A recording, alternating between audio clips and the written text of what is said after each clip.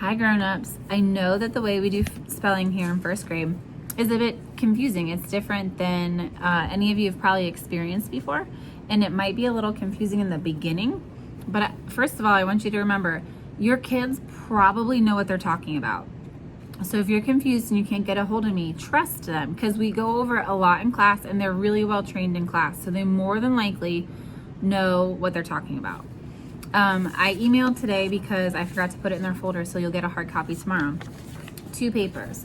This says mnemonic marking system, and this explains all the different codes that are going to start coming home on their spelling sheets and in their spelling journals. These are really important for them as they're learning all this stuff, because their little brains, they get it. Like, they get this so much more than we do, because this is how they're learning. This is how it's being introduced to them. So they're going to remember that the little caret over the A today for ago is a thinking cap. That reminds us that we have to think ago to spell it, but we say ago. So when they write that as they're practicing their spelling words, and when they read that in their spelling fluency, that little image is going to go in their brain, so that in the future, when they're using that word ago in writing just randomly, they're going to be like, oh, I have to think ago, but I say ago, and that's going to help them spell it. It's also going to help when they see it in a random reading passage. They're going to look at that word and their memory is just going to suddenly go, oh, remember that thinking cap? We say ago, even though it's spelled ago. The numbers on top of the phonograms that are going to be underlined, that's telling us which sound that phonogram is saying. The other 2 that you'll probably see a lot of are double underlines. Those are for quiet letters. Like in Silent E Job 1, which we'll get a lot of, and the syllabic dot. So we separate all of the syllables as we're learning to spell it, because that's going to help us with different spelling rules, and to make sure that like every English syllable must have a written vowel. So when we separate it by syllables, that's going to help us look, does our syllable meet all of the requirements? If we're hearing a vowel say its name at the end of the syllable, that syllabic dot helps us to know that, oh, hey, it is the end of the syllable. I think those are the most notable ones. But please always ask me if you have questions.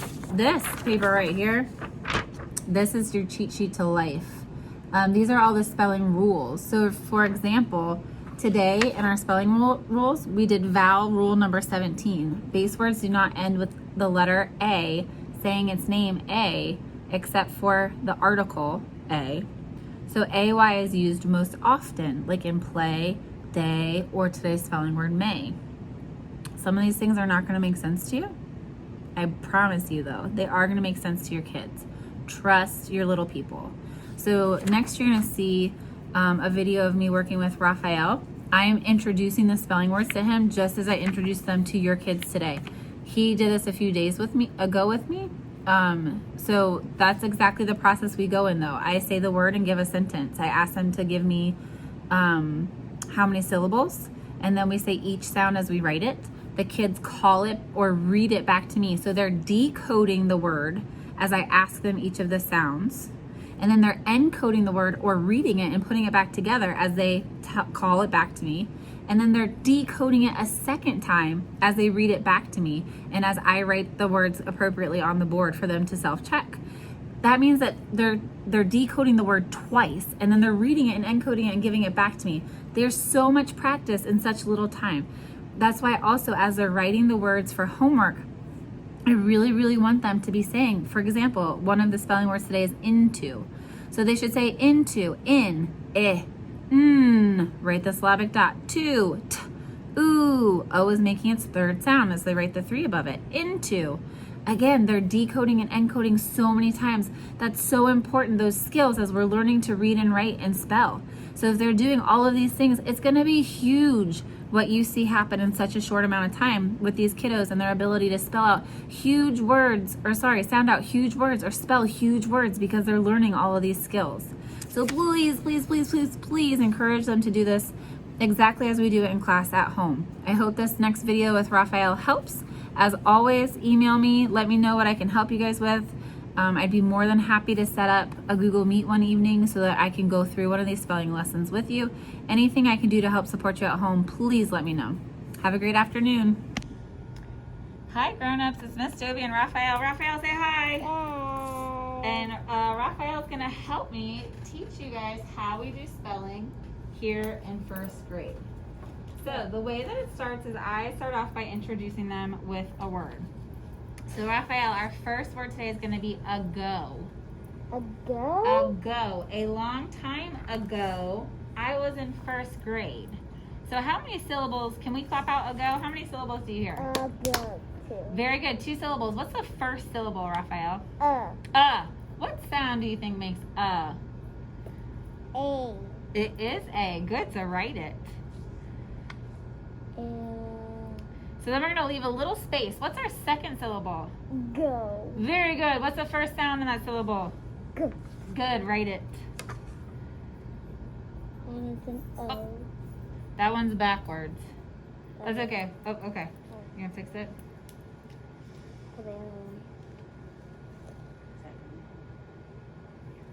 Very good. Okay, read that word back to me, Raphael. Ago. Ago. And how many syllables are in ago? 2. Very good. What's the first sound, or what's the first syllable? And here's what I'm going to tell you about that That I'm glad you knew it was an A, but he is a sneaky A. So we're going to put a thinking cap on top of him like that. And we're going to underline him because we are going to think that it's saying ago to help us to spell this word. So this thinking cap right here, this makes us think ago because we underline a vowel when it's saying its name. But we really say ago. So you see this little dot I just wrote right here, Raphael? Yeah. That's called a syllabic break. So we're going to start putting those in between our syllables. So can you write a little dot like that? I can make it. Very good. And then what's our second syllable in the word ago? Go. Very good. Go. What's the first sound? Go. G. So I'm going to write that. And what's our second sound?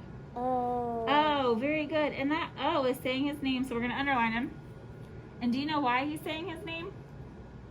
Because this guy hops over. That's a good thought. But usually it's this vowel that hops over to that vowel. This vowel is actually saying his name at the end of a syllable. What? I know! Cool, huh? So if there's a go in the end of a syllable, that means the O says his name. If the vowel's at the end of a syllable, it can say its name. Very good. All right. So Raphael's learning this for the first time with you, parents. So Raphael, now we're going to come over here to this paper. Okay. And with your pencil, you're going to write the word ago. But guess what, Raphael? Just like with our phonograms, we're going to say it while we write it. So Miss Jimmy's going to do it with you. We're going to say ago. With a thinking cap, we have to think A, but we say Don't forget that syllabic dot. And then we're going to say go. G. Oh. And the vowel says its name at the end of the syllable. Excellent. Do it again. Ago. Ago. With a thinking cap, we say but we think A. Next syllable, go. G. Oh. O is saying its name at the end of a syllable. What are y'all waiting for me? And then we'll do it one more time. Ready? Ago. First syllable, we say but we think A.